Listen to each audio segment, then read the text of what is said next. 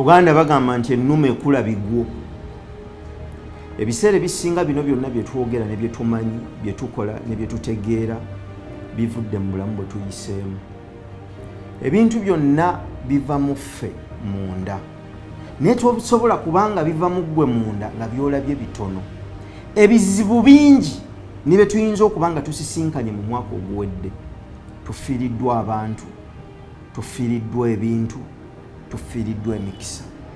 Naye ekisinga obukulu kwe kubanga okyakkiriza nti leero wooli n'enkyo kubaawo. Bino byonna nga biweddewo by'ofiiriddwa era by'oyinza okwekubaagirizaamu, oteekwa okumanya nti obulamu bugenda mu maaso. Ate nkukakasa tewaliwo vaccine ya bizibu, era singa yaliyo ndooza singa gye tusula. Ne bwe kuba kusaba si vaccine ya bizibu.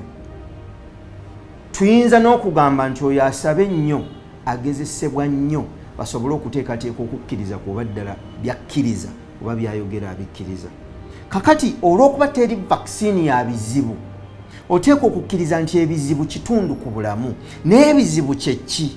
Mu buli kizibu mulimu ekibuuzo ekikubuuza.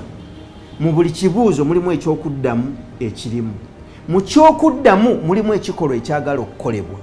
Mu kikolwa mulimu obulamu obupya obwagala okuzaalibwa. Ekitegeeza nti mu buli kizibu mulimu ekipya ekyagala okujja. Mu kusoomoozebwa ku kwosisinkana tunuulira nnyo ekyekwese mu kusoomooza okwo, okiggyemu omukisa, gukozese ng'omukisa osobole okugenda mu maaso. Abalala nga batunuulira enkuba ng'ekizibu, omulala agulambula era manvuuli n'atambula nazo. Ekitegeeza nti ebizibu bikweka mikisa. Abo ababikkula be bajjamu omukisa, naawe osobola.